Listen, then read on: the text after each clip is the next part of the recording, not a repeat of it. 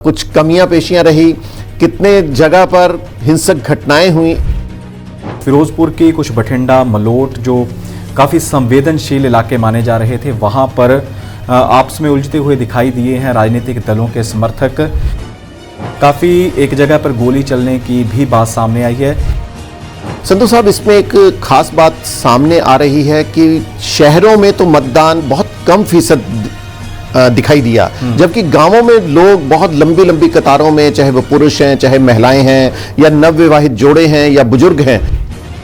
देखिए शाही जी, ग्रामीण लोग एक गांव तक सीमित होते हैं जी, और शहर में जो पोलिंग बूथ बनाए जाते हैं थोड़ी दूरी तक भी होते हैं, और साथ ही रोजी रोटी के चक्कर में जो शहर के लोग हैं वो किसी और शहर में जॉब करते हैं, नौकरी करते हैं। तो इस प्रकार जो थोड़ा कम मतदान हुआ है वो शहरों में हुआ है, लेकिन ग्रामीण क्षेत्रों में काफ़ी लोग उत्साहित थे। काफ़ी ज़्यादा मात्रा में जो ग्रामीण क्षेत्रों में मतदान हुआ है।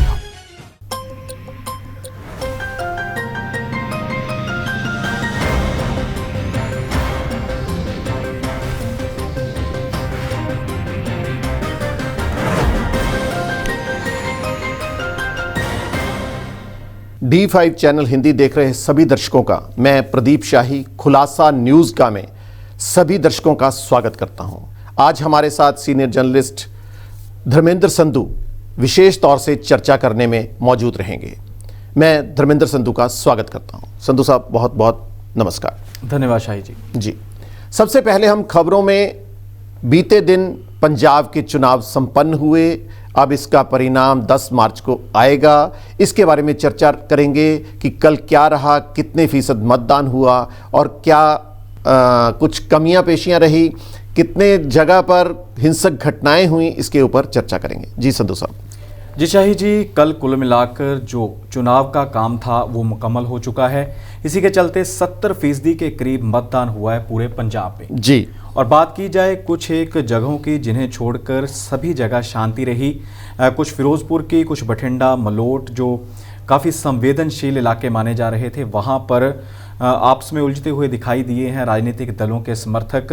काफ़ी एक जगह पर गोली चलने की भी बात सामने आई है, लेकिन कुल मिलाकर 70% के करीब मतदान हुआ है।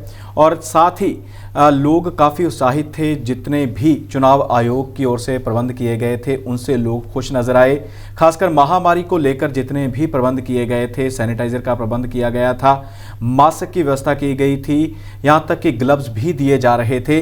और कुछ एक स्थानों पर तो पूरी तरह से फर्श के ऊपर सर्कल लगाए गए थे कि जो दूरी है, 2 गज की दूरी कहा जाता है, तो 2 गज की दूरी भी लोग अपनाते हुए दिखाई दिए। तो काफ़ी जो गहमा गहमी वाला माहौल भी कई जगह पर देखने को मिला, लेकिन कुल मिलाकर काफ़ी उत्साह था लोगों में। बड़ी संख्या में लोग अपनी कतारों में लगकर अपनी जो टर्न था उसका इंतज़ार करते हुए दिखाई दिए।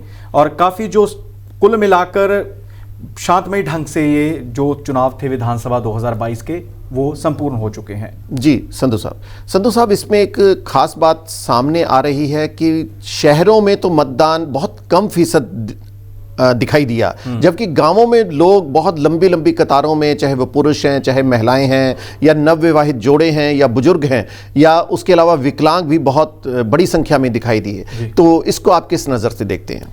देखिए शाही जी, ग्रामीण लोग एक गांव तक सीमित होते हैं जी, और शहर में जो पोलिंग बूथ बनाए जाते हैं थोड़ी दूरी तक भी होते हैं, और साथ ही रोजी रोटी के चक्कर में जो शहर के लोग हैं वो किसी और शहर में जॉब करते हैं, नौकरी करते हैं। तो इस प्रकार जो थोड़ा कम मतदान हुआ है वो शहरों में हुआ है, लेकिन ग्रामीण क्षेत्रों में काफ़ी लोग उत्साहित थे। काफ़ी ज़्यादा मात्रा में जो ग्रामीण क्षेत्रों में मतदान हुआ है, और ग्रामीण क्षेत्रों में ही मतदान का बायकाट भी किया गया है। पठानकोट में, गढ़शंकर में, होशियारपुर के पास पड़ता है गढ़शंकर, वहां पर मतदान का बायकाट किया गया है।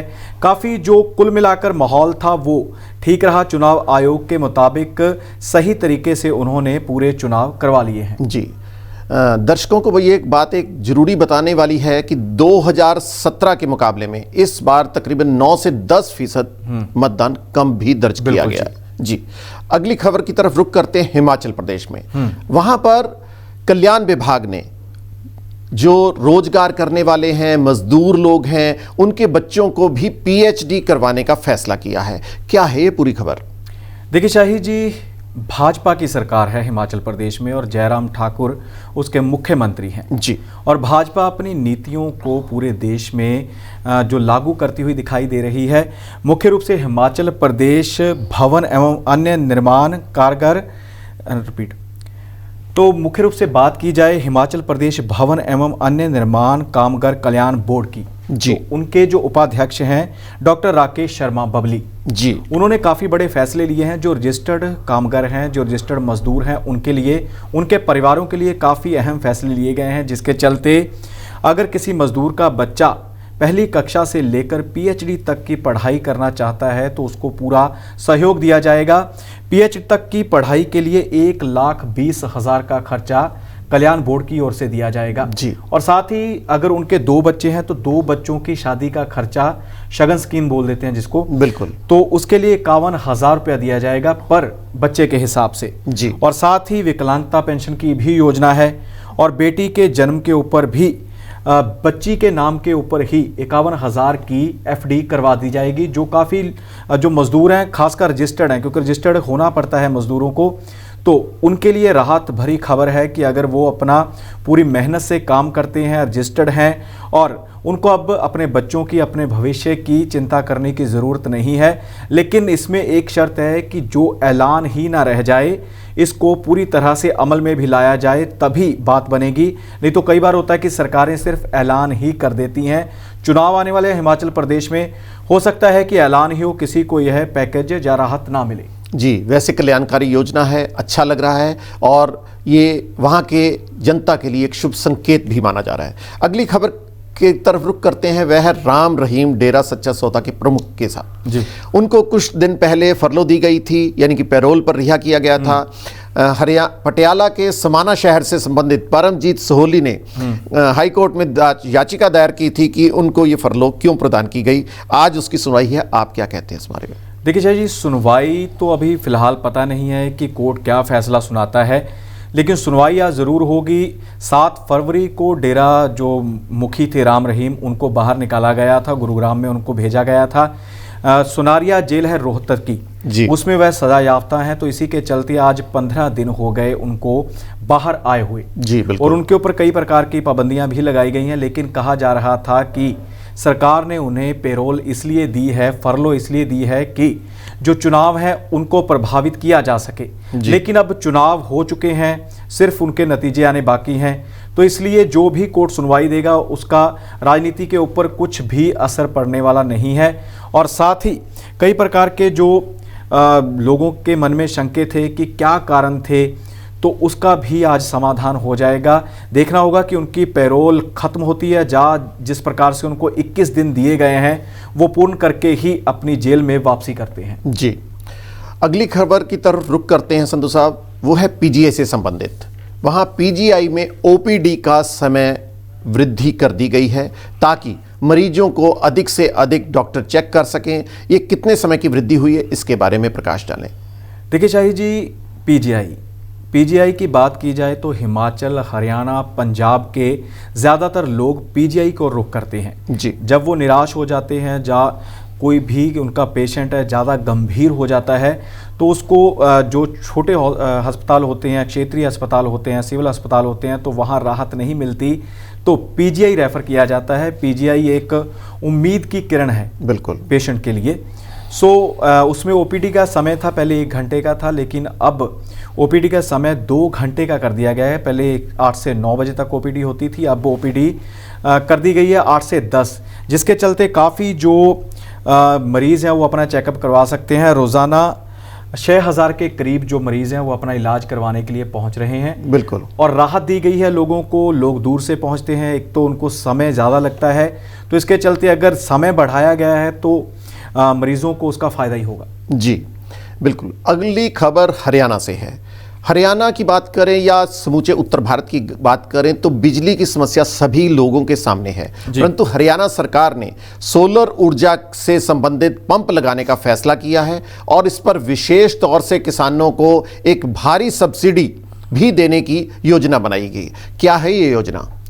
देखिए Shah ji, solar pump solar pump का मतलब है कि सूर्य की किरणों से जो सोलर प्रोजेक्ट चलता है उससे धरती से पानी निकाला जाए पंप के ज़रिए। पंजाब में भी कई स्थानों पर ये सोलर पंप लग चुके हैं, सब्सिडी भी दी गई है, लेकिन इतने लोग जागरूक नहीं हैं क्योंकि एक तो इसका खर्चा पहले काफ़ी आ जाता है, दूसरा इसकी संभाल ज़्यादा होती है। तो इसके चलते हरियाणा सरकार का ये अहम कदम है कि उन्होंने कहा है कि 2022-23 में 50,000 के करीब सोलर पंप लगाए जाएंगे, किसानों को राहत मिलेगी, किसानों के लिए बड़ी खबर है। और साथ ही अब तक 2021-22 में 15,000 के करीब सोलर पंप मुहैया करवाए जा चुके हैं। और बता दें कि इसमें किसानों का सिर्फ 25% ही खर्चा होगा, बाकी का 75% खर्चा सरकार का होगा। उसमें से भी सूक्ष्म सिंचाई के लिए 45% दिया जाएगा और केंद्र सरकार की ओर से 30% सब्सिडी दी जाएगी। तो किसानों के लिए राहत भरी खबर है अगर इस प्रकार से पानी निकाला जाता है ज़मीन से खेती के लिए, सिंचाई के लिए, तो सही रहेगा क्योंकि इलेक्ट्रिसिटी के लिए भी कोयला महंगा हो रहा है, इसी के चलते दाम बढ़ रहे हैं। सरकार के लिए हमेशा बोझ रहता है कि किसानों को फ्री में सब्सिडी युक्त जो होती है बिजली मुहैया करवाई जाती है तो राहत मिलेगी। और साथ ही आपको बता दें कि कुछ दिन पहले ही हरियाणा सरकार का एक और अहम फैसला था कि जो कीटनाशक हैं उनका छिड़काव करने के लिए भी ड्रोन सिस्टम लाया जाएगा। जी, ड्रोन जैसे सहकारी सभाएं होती हैं तो उनके अंतर्गत ड्रोन होंगे क्योंकि ड्रोन का खर्चा काफ़ी आ जाता है।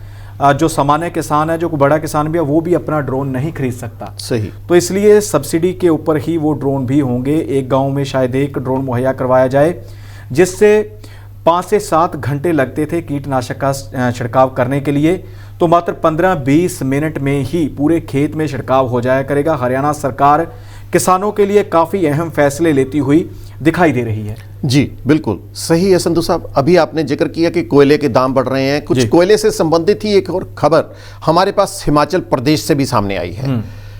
आमतौर पे देखा गया कि भवन निर्माण करना, एक घर बनाना हर इंसान की इच्छा होती है और उसको निर्माण करने में बहुत दिक्कतों का भी सामना करना पड़ता है। सारे जीवन की जमा पूंजी उसमें व्यय हो जाती है। वहां पर पता लगा है कि अमेरिका जो कोयला वो काफी महंगे दामों में मिल रहा है। उसका कारण है कि तराई के क्षेत्रों से ऊपर चढ़ाई वाले क्षेत्रों तक पहुंचाना काफी महंगा हो रहा है। इससे कारण ईंटें भी महंगी हो रही हैं, सरिये के दामों में भी वृद्धि हुई है, सीमेंट में भी। तो क्या कुछ है इसके बारे में जानकारी? देखिए शाही जी, ज़्यादातर कोयला जो ईंटें पकाने के लिए इस्तेमाल किया जाता है वो अमेरिका से आता है, अमेरिका की खदानों से मंगवाया जाता है। तो उसकी जो कीमत है वो पहले जो कीमत थी 15,000 रुपये प्रति टन थी जी, और अब वो कीमत 25,000 रुपये प्रति टन हो चुकी है जी। यानी कि 10,000 रुपये कीमत बढ़ चुकी है प्रति टन के हिसाब से। बिल्कुल। और हिमाचल की बात की जाए तो हिमाचल में जो लोगों के घर हैं वो जो मेन सड़क होती है, मेन रोड होती है, उससे काफ़ी हटकर होते हैं ग्रामीण क्षेत्र। तो वहाँ पर पहले ही ईंट की जो खपत है ज़्यादा है, लेकिन दाम उसके बहुत ज़्यादा देने पड़ते हैं जी। कारण यह है कि एक बड़े ट्रक से ईंट उनके घर तक नहीं पहुँच पाती, रास्ते बड़े संकरे होते हैं।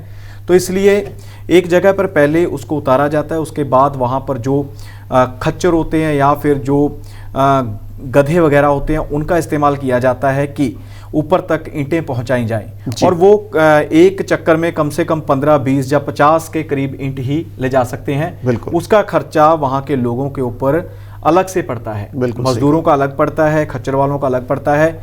सो पहले ही उन लोगों के ऊपर काफ़ी जो मार पड़ती हुई दिखाई दे रही थी। और मुख्य रूप से हिमाचल प्रदेश में ईंटों के भट्टे भी बहुत कम हैं। बिल्कुल सही, क्योंकि वहाँ पोल्यूशन को लेकर काफ़ी सतर्क हैं वहाँ की सरकारें। तो इसलिए खासकर जो साथ में लगते राज्य हैं, मुख्य रूप से पंजाब है, तो पंजाब से ही ईंटें पंजाब से ही हिमाचल में जाती हैं जी। बात की जाए तो अब ईंट मिल रही है जी 6500 रुपये प्रति 1000 के हिसाब से। और उसके बाद आने वाले दिनों में अगर इस प्रकार कोयले के दाम बढ़ते हैं तो ईंट का रेट हो जाएगा 8 से 9,000 रुपये प्रति 1000 ईंट जी। तो सरिये की बात की जाए तो सरिया लोहे का होता है, तो उसका भी पहले 5700 रुपये प्रति क्विंटल था रेट, वो भी बढ़ चुके हैं दाम उसके, अब 6200 रुपये प्रति क्विंटल बिक रहा है, यानी कि 500 रुपये की वृद्धि दर्ज की गई है। और लोगों का जो घर बनाने का सपना होता है कि घर बनाएंगे, एक सपनों का घर कहा जाता है, वो अब महंगाई की मार के तले दबता हुआ दिखाई दे रहा है जी। रही बात हिमाचल से एक खबर और भी आ रही है। मौसम बहुत सुहावना है, पर्यटक वहाँ पर बहुत तेज़ी से जा रहे हैं, लोग एंजॉय करने जा रहे हैं। परंतु एक खबर ये भी आ रही है कि आने वाले दिनों में बरसात और बर्फबारी एक बार फिर से होने जा रही है। तो क्या है ये पूरी घटना? देखिए जी, मौसम विभाग की ओर से अनुमान लगाया गया है कि आने वाले दिनों में खासकर 22 व 22 आज है, 23 फरवरी कल है, हल्की बूंदाबांदी भी हो सकती है, भारी बरसात भी हो सकती है, जो ऊंचे इलाके हैं वहां पर बर्फबारी भी हो सकती है। मुख्य रूप से येलो अलर्ट जो जारी किया गया है वो कुछ मुख्य क्षेत्र हैं, कांगड़ा है, बिलासपुर है, हमीरपुर है, साथ ही कुल्लू है, ऊना है, इन स्थानों पर जो है येलो अलर्ट जारी कर दिया गया है जी। तो हो सकता है कि जिस प्रकार से हिमाचल का मौसम बदलेगा तो पंजाब के ऊपर भी, हरियाणा के ऊपर भी उसका प्रभाव पड़ेगा। हरियाणा और पंजाब के काफ़ी इलाके हिमाचल प्रदेश के साथ लगते हैं। जी, अगली खबर की तरफ रुख करते हैं, वह है पंजाब और दिल्ली से एक साथ संबंधित। दिल्ली में कवि कुमार विश्वास ने कुछ दिन पहले एक अरविंद केजरीवाल, जो कि आम आदमी पार्टी के राष्ट्रीय संयोजक हैं, उन पर टिप्पणी की थी कि वह केजरीवाल एक आतंकवादी संगठन खालिस्तान का समर्थन करते हैं और वहाँ के प्रधानमंत्री बनना चाहते हैं। तो इस टिप्पणी के ऊपर केंद्र सरकार ने उनको सुरक्षा प्रदान की है वाई कैटेगरी की। तो क्या है ये पूरी जानकारी? देखिए शाही जी, कुमार विश्वास कवि भी हैं, उनकी जो गाई हुई कविताएं हैं काफ़ी वायरल होती हैं। आम आदमी पार्टी का हिस्सा थे, केजरीवाल साहब के साथ कंधे से कंधा मिलाकर काम करते हुए दिखाई दिए, कुछ मतभेद हुए तो पीछे हट गए। तो इसी के चलते उन्होंने बीते दिनों इलेक्शन से बिल्कुल पहले, पंजाब इलेक्शन, यूपी इलेक्शन और जो 3 राज्य अन्य हैं उनमें इलेक्शन से पहले बड़ा बयान दे दिया, बड़ी टिप्पणी कर दी। वो टिप्पणी का जिक्र आपने कर लिया है कि अगर पंजाब के मुख्यमंत्री बनना चाहते हैं और अगर अलग से कोई राष्ट्र बनता है तो उसके वो प्रधानमंत्री बनने की लालसा रखते हैं। तो उसके ऊपर जो उनके विरोधी हैं, जो आम आदमी पार्टी के प्रत्याशी हैं, उम्मीदवार हैं, साथ ही और कई जो दिग्गज नेता हैं, उन्होंने कुमार विश्वास को निशाने पर लिया है। और इसी के चलते अब केंद्रीय गृह मंत्रालय ने उन्हें वाई सिक्योरिटी दी है कि उनके साथ कुछ कमांडो या सीआरपीएफ के जो जवान होते हैं वो 24 घंटे तैनात रहेंगे, उनकी सुरक्षा में रहेंगे।